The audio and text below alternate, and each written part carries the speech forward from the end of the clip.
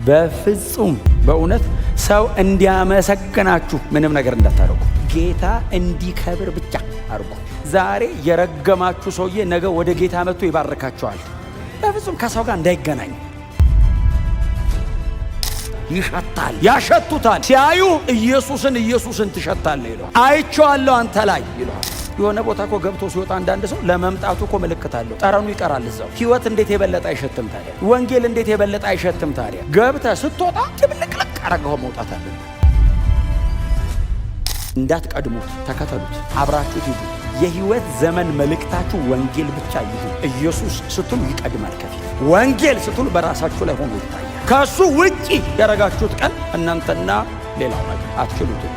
እንዳትቀበሉ። በእናንተ ፕሮፋይል እንዳሰቡ ኢየሱስ ክርስቶስን ይዛችሁት በፍጹም እኔ ማለት ብላችሁ እንዳትጀምሩ። ከክርስቶስ ኢየሱስ ተነሱ። ያኔ የትኛውም የዚህ ዓለም ሲስተም ነክድ ኢየሱስ እንዳደረገው ይገለጣል። ኢየሱስ ማዕረጉን እንደቆረጠው ይገለጣል። በወንጌል ብቻ ነው ልታዋርደው የምትችለው። ይህንን አለ በድል አድራጊነቱ እያዞረ ለሚመራን አለ ጳውሎስ። ኢየሱስ ድል አድርጎ ይዞት መጣ አለ። አሸንፎ ይዞት መጣ። ኢየሱስ ይዞት የመጣው የሆነ አንፊ ቲያትር አይደለም። በሰማይና በምድር መካከል ነው ኢየሱስ ድል ያደረገው። ይዞት መጣ። ድሉን ይዞ ሲገባ ኢየሱስ ይዞ ሲገባ እኛ የአዲስ ኪዳን አማኞች በሙሉ ተሰብስበን አብረኑ መጣን። ድሉ የነሱም ነው ብሎ ማለት ነው። አንፊ ቲያትሩ ላይ ያሉት ያ ሁሉ ህዝብ ይጮሃል። ኃይል እኛ እሱ ተዋግቶ ባሸነፈው እጃችን ነው ለበልባለን። አምነህ አንድም የተዋጋ የለም። እዚህ ቤት ገብተን ነው ውጌ ጀምርከው አይደል? እዛ በጌታ ሳትሆን ውደቅ ብለው ይጣለ የለም። እዚህ ገብተን ነው ውደቅ የለመድ ነው። ኦሬዲ ስለወደቀ ነው ውደቅ የሰራው። ኢየሱስ ጥሎት ነው ባይዘዌ ከላይ ሆነህ ነው። እና አብረን እጃችንን እያወዛወዝን እንገባለን።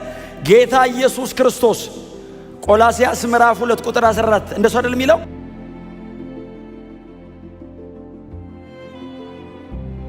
በመስቀሉ የአለቆችና የባለስልጣናትን ማዕረግ ቆርጦ በአደባባይ እያዞረ አሳያቸው ይላል።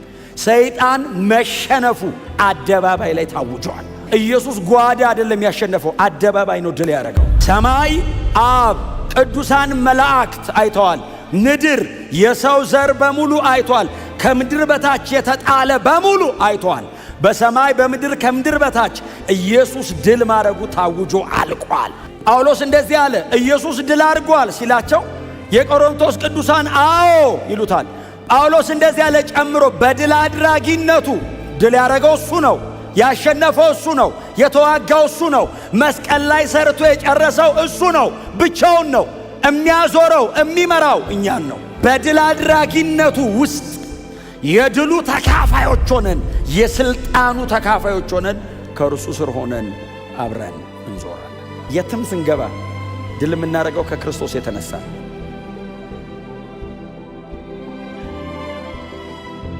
ከኔ ጋር ከተያያዘ ማሸነፍ አልችልም።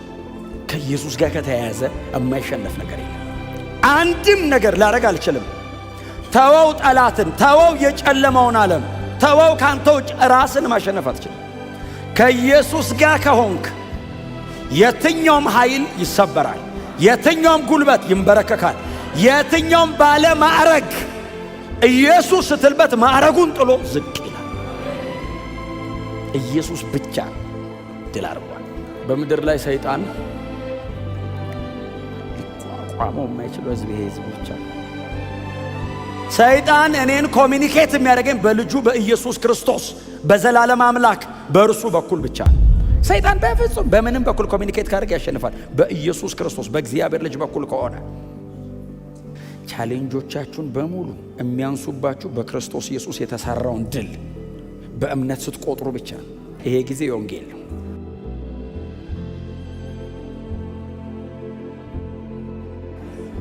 እንዳትቀመጡ። በእናንተ ፕሮፋይል እንዳሰብኩ ኢየሱስ ክርስቶስን ይዛችሁት ቆሙ። በፍጹም እኔ ማለት ብላችሁ እንዳትጀምሩ። ከክርስቶስ ኢየሱስ ተነሱ። ያኔ የትኛውም የዚህ ዓለም ሲስተም ነክድ ኢየሱስ እንዳደረገው ይገለጣል። ኢየሱስ ማዕረጉን እንደቆረጠው ይገለጣል። በወንጌል ብቻ ነው ልታዋርደው የምትችለው። ይህንን ዓለም አትችለውም በሌላ መንገድ። በፍጹም ተለካክታችሁ ተወዳድራችሁ ተፎካክራችሁ ዓለምን ልታሸንፉት አትችሉም። ኢየሱስ ስትሉ ግን ዓለም መሸነፏ፣ ሰይጣን ድል መደረጉ ወደ ብርሃን ይወጣል። ሰባሪው ከፊታቸው ቀድሞ ወጥቷል የሚል ቃል አንብባችሁ ታውቃላችሁ? ሰባሪው ከፊታቸው ቀድሞ ወጥቷል ይልና እነርሱም ከእርሱ ጋር አብረው ተከትለውታል ይላል። እርሱ ሰብሮ በወጣበት በኩል ከእርሱ ጋር አብረው ይወጣሉ ይላል። ንጉሳቸው በራሳቸው ላይ ነው። ከሌላ ነገር ጋር አይከታተሉም። ንጉሳቸው ነው የሚከተሉት።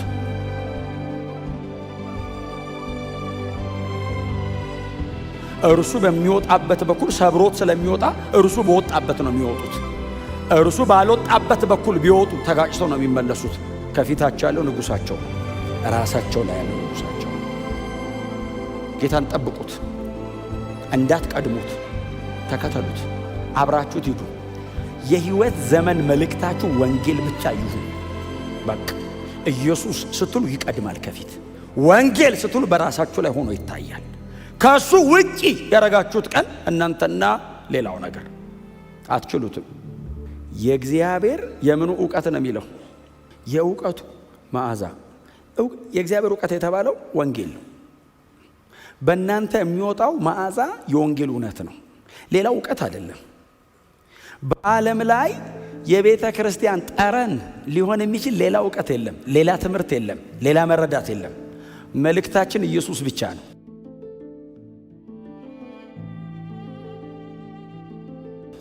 መልእክታችን ሁሌ የምንለው የተሰቀለው ክርስቶስ ብቻ ነው። እሱ መዓዛችን ነው። ያንን ስትሰብኩ በቤተ ክርስቲያን መካከል ሐሴት ያደርጋሉ ቅዱሳን። ድል በዚህ ውስጥ ያገኘ ሰው በሙሉ አሜን ይላል። ያው መልእክት እዚህ ቤት አሜን የተባለ መልእክት ሌላ ቦታ ደግሞ አሜን አይባልም። ጳውሎስ እሱ ነው የሚለው የዕውቀቱን መዓዛ በእኛ ለሚገልጥ ምንድነው ዕውቀቱ? የክርስቶስ ወንጌል፣ የልጁ የኢየሱስ ክርስቶስ የዘላለም ሕይወት የተገለጠበት የወንጌል እውነት። ይሄንን የሚያክል ጠረን ተሸክማችሁ ተሸፋፍናችሁ እንዳትሄዱ፣ ደብቃችሁት እንዳትሄዱ ወዳጆቼ። እሱን የገለጥክ ቀን ነው ልዩነት የምትፈጥረው። ውስጣችሁ የተቀመጠ የእግዚአብሔር እውነት አለ፣ የተሸከማችሁት ወንጌል አለ። እግዚአብሔር በእናንተ ውስጥ ያበራው ዘላለማዊ ብርሃን አለ።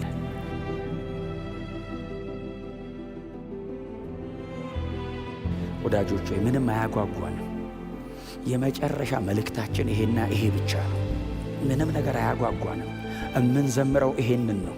የጦር ጀነራሎችን እኮ ነው ሰብስቦ ማድረግ የቆረጠው። ለብቻው ነው ኢየሱስ።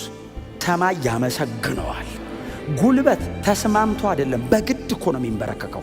ተስማምተው እኮ አይደለም፣ ብትንበረከኩልኝ አይደለም እኮ አሸንፏቸው። ጉልበት ሁሉ ለእርሱ ይንበረከክ ዘንድ። ለምንድን ነው የሚንበረከከው? ተገዶ ተሸንፎ ቆሞ የሚቀር የለም። እምቢ ቢል ሰብሮ ያንበረከከዋል። ሰብሮ ጉልበቱን አድቅቆ ያንበረከከዋል። አይቻልም አለማንበርከክ። የብቻው ነው ድሉ። አሸንፎ ነው የመጣው። ጌታ ኢየሱስ ክርስቶስ ድል አድርጎ ሲመጣ ሰማይ በመዝሙር ሲሞላ፣ ምድር ስታስተጋባ የኔ ብቻ አይደለም የእናንተም ነው አለ። ኑ ይሄንን መዓዛ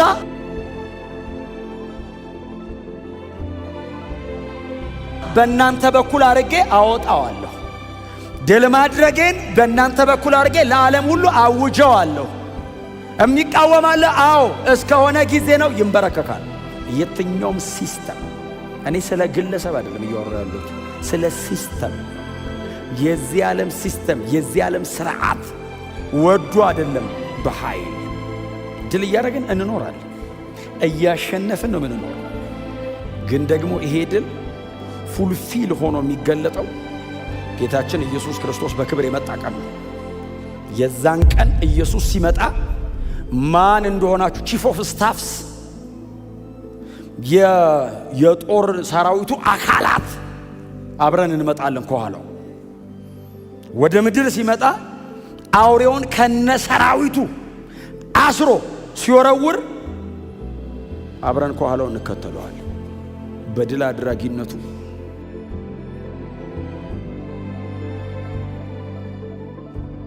እስከ መጨረሻ እያዞረ በሁሉ ስፍራ ይመራናል።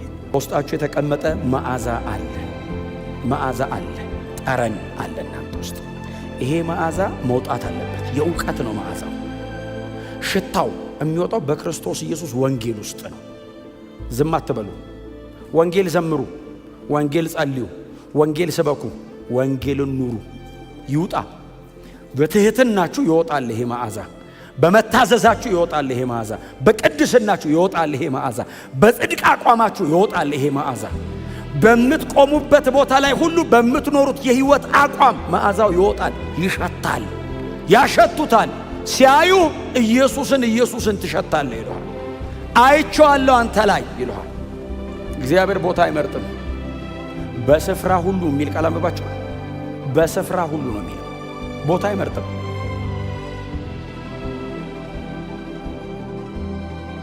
ቸርች አይደለም የሚሸጠው። የትም እኛ እንግባ ብቻ።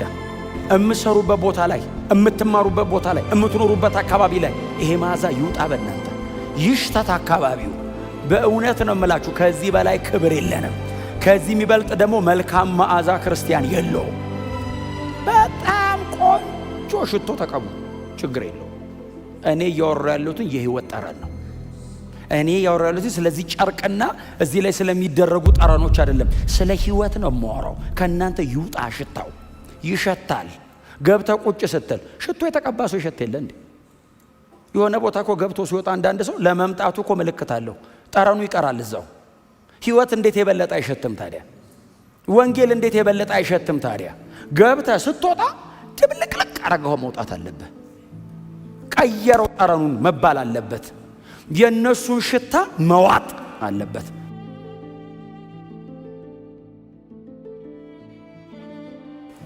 ክብር ለኢየሱስ ይሁን። በሚድኑትና በሚጠፉት መካከል መሽተት አለባችሁ። አንዳንድ ሰው በሚጠፉት መካከል ከሸተተ የሚድኑት መሃልም ግን መሽተት አለብህ። አንዳንድ ሰው የሚድኑት መሃል ይሸትና የሚጠፉት መሃልም ግን መሽተት አለብህ። በሁሉ ሰው መካከል መሽተት አለብህ። ጌታ ኢየሱስ ክርስቶስን አይታችሁታል። ፈሪሳውያንም ያሸቱታል፣ ደቀ መዛሙርቱ ያሸቱታል። እነዚህ እነ ጳውሎስን እዩዋቸው። ቤተ ክርስቲያን ያሉ ቅዱሳን ያሸቷቸዋል። በደጅ ያሉ ፈሪሳውያንም ያሸቷቸዋል። ሁሉም ጋር ሽታ ናቸው። በደጅ ያሉት ሊገሏቸው ይፈልጓቸዋል።